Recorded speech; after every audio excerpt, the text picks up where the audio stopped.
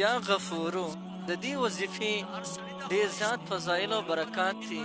یو برکت یې دا دی چې د دې وظیفې کوونکي سره به ټول خلک مینه او محبت کوي، او کم انسان چې د یا غفورو وظیفه کوي نو رب العالمین به دې انسان ته یو قسم لا عزت، حیبت او وقار ورکړي. په معاشرې کې به د ډېر لوی قدر او د عزت خاوند جوړ شي. او دویمه فایده د دې دا ده که د دوه دشمنانو په منځ کې صلح کول غواړي نو هغه هم که د دې وظیفې ذکر وکړي نو انشاءالله چې د هغه دوه دشمنانو په منځ کې به صلح وشي او د هغوی دشمني به رب العالمین په دوستۍ سره بدله کړي. محترمو، نن د الله جل شانه چې دا کم نوم دی یا غفورو، نو دا یا غفورو او یا غفارو دا نږدې اسماء او نومونه د الله جل شانه دي، او په دې کې ډېره زیاته د مهربانۍ انتها ده. غفور هغه ذات ته ویلی شي چې څوک د چا ګناهونه معاف کوي او بخي. دا صفت صرف د الله جل جلاله دی.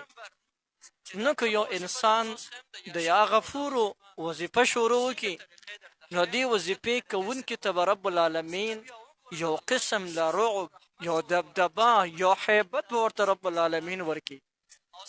او خصوصا د هغې خلکو دپاره چې هغې وایي زموږ معاشرې کې اړیزه شته نه، هغه په معاشرې کې د ټولو نه پرېوتلي خلک وي، څوک ورته د قدر او د عزت په نظر باندې نه ګوري. هغه خلکه چې د هغوی عزت بیخي ختم شوی وي، د هغوی عزت تار تار شوی وي، که هغه خلک هم د یا غفورو دا وظیفه شروع وکړي رب العالمین به د ډېرې لویې مرتبې خاوندان کړي. د دې وظیفې طریقه درته ښیم لږ. او یو انسان د دې خبرې شوقمند دی چې دا خلک دې زما سره مینه کوي، دا خلک دې په ما باندې مهربانه وي، نو هغه دې د یا غفورو دا وظیفه شروع وکړي. نو انشاءالله چې د دې وظیفې په برکت باندې رب العالمین د دې دنیا تمام مخلوقات مهربانه کړي، یوازې انسان نه، هر سړی به د ده سره د مینې او د محبت په نظر باندې ګوري.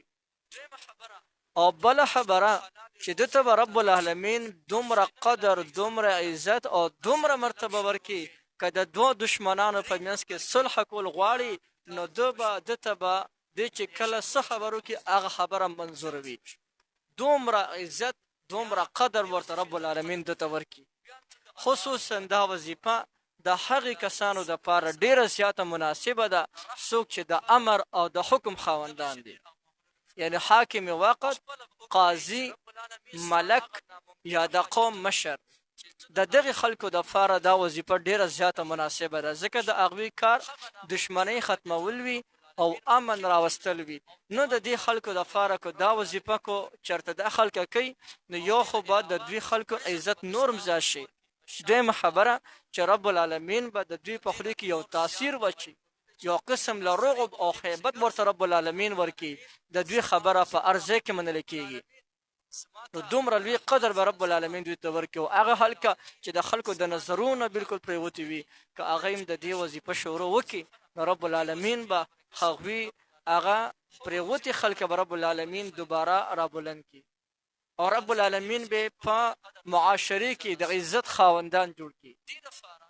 نو د دشمنۍ په دوستۍ سره د بدلولو دپاره او په معاشره کې د قدر او د عزت د پیدا کولو دپاره د یا غفورو د وظیفې کې یو ډېر لوی تاثیر موندل شوی دی. خصوصا د عزت او د وقار او د مرتبې دپاره هم د وظیفه تاسو کولی شئ. د دې وظیفې کولو طریقه څه خاص طریقه نشته، خو البته چې څومره دستانه کېدلی شي نو دا وظیفه په کثرت سره کوه. کثرت د کثرت معنی ده یعنې تاسو یې ډېره ډېره کوئ. څومره چې تاسو ډېره دا چې کوم دی وظیفه کوئ هغه نه به د دې تاثیر او د دې اثر هم زیات وي. پښتانه وایي په شربت کې چې څومره ګوړه اچوي، څومره چیني اچوي، نو هغه نه د هغې خوند نور هم خشته کېږي.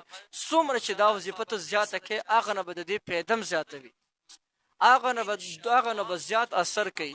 نو که یو انسان دا وظیفه کوي نو دې څه خاص تعداد معلوم نه دی، بې تعداده یې کوي، یعنې چې د ده په خولې باندې هر وخت یا غفور وظیفه شروع وي یا غفور یا غفور یا غفور یا غفور. چې دا وظیفه شروع وي نو ګوره د دې وظیفې برکات خو ډېر زیات دي، خو یو برکت یې دام دی چې رب العالمین به د ګناهونه معاف کړي ورسره. او دویمه خبره دا ده چې په معاشرې کې به د لوی مرتبې او د عزت خاوند شي. او دریمه خبره ده که چرته کې امر کې یا صلح کې یا د دوه دشمنانو په منځ کې صلح راولي نو د دې وظیفې ذکر کوونکي به رب العالمین هغو ته به یو دومره مقام او دومره مرتبه ورکړي چې کومه خبره کوي هغه خبره به د دوی منظوره او دغه به مقبوله وي. نو ډېره زیاته زبردست او ډېره زیاته مفیده وظیفه مې درته وښوله.